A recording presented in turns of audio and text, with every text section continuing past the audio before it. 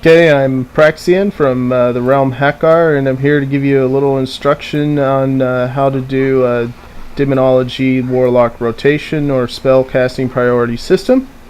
What I'm going to go over is the list of spells that you'll want to cast in the order that you cast them, and also how to maintain a reasonable level of DPS according to the amount of equipment you have. Right now I'm in PvP gear. I probably should go ahead and switch over to my PvE because that's going to give you a huge bonus on DPS.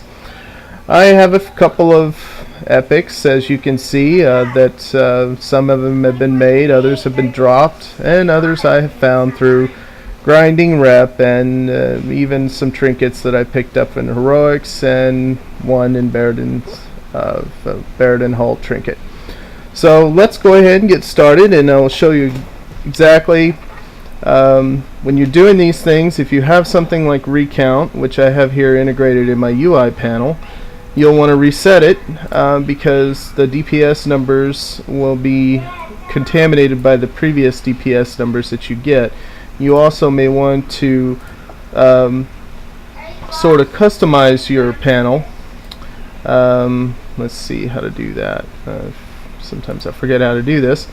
You'll want to customize the panel to where it shows you the current fight and not the overall data.